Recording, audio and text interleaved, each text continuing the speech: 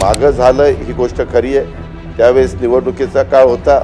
निवडणुकीच्या काळात ते विद्यार्थी उपोषणावर बसायचे, नको नको नाराज नका करू, द्या द्या द्या द्या द्या द्या द्या द्या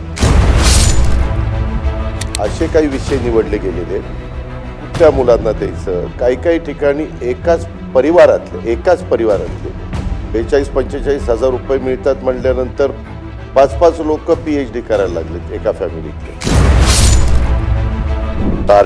पार्टी महाज्योती, सारथी, अमृत ह्या वेगवेगळ्या संस्था वेगवेगळ्या घटकातल्या मुलांना मुलींना शिक्षणाच्या दृष्टिकोनातून मदत करायला काढलेले आहेत। अध्यक्ष महोदय, ह्याच्यामध्ये थोडासा ओझरता उल्लेख आमचे संजय शिरसाट साहेबांनी मंत्री महोदयांनी उत्तर देताना केला।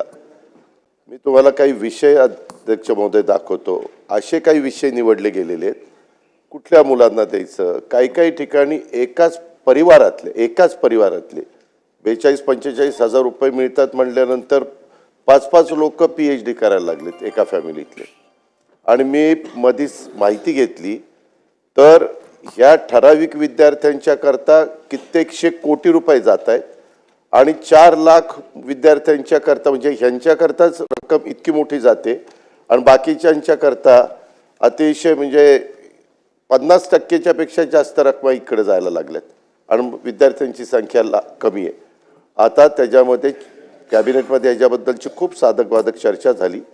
शेवटी कॅबिनेटने हा निर्णय घेतला की एक कमिटी नेमायची चीफ सेक्रेटरीच्या अध्यक्षतेखाली आणि साधारण बार्टीच्या किती विद्यार्थ्यांना मेरिटच्या दरवर्षी याच्याकरता ॲडमिशन द्यायची, सारथीच्या किती विद्यार्थ्यांना द्यायची, त्याला आम्ही लिमिट घालणार आहे।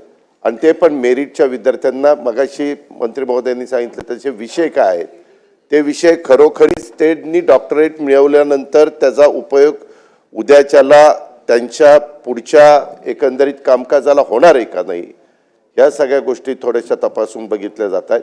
मागं झालं ही गोष्ट खरी आहे। त्यावेळेस निवडणुकीचा काळ होता। निवडणुकीच्या काळात ते विद्यार्थी उपोषणावर बसायचे, नको नको नाराज नका करू, द्या द्या द्या द्या द्या द्या द्या द्या अशा पद्धतीने हे सगळं झालेलं आहे। तर आता जे मागं झालेलं आहे ते झालेलं आहे, ते आता उकरून काढण्यात काही अर्थ नाही।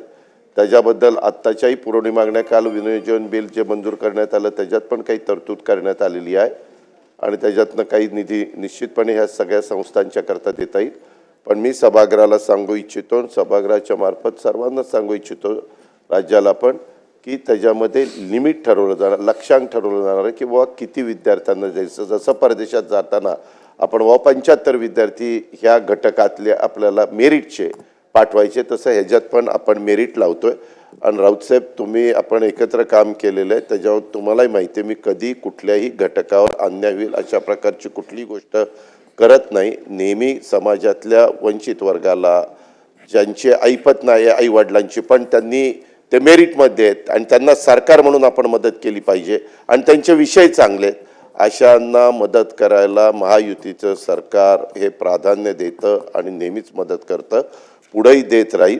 आत्ता जो विषय तुम्ही उपस्थित केलेला आहे त्याच्याहीबद्दल मी एकदा शिरसाट साहेबांना सगळ्यांना घेऊन बसतो, साधारण किती लवकरात लवकर हे पैसे सगळे रिलीज करता येतील। आत्ता 31 मार्चपर्यंत काही करतो आणि बाकीचे रेग्युलर बजेटमध्ये करून देतो।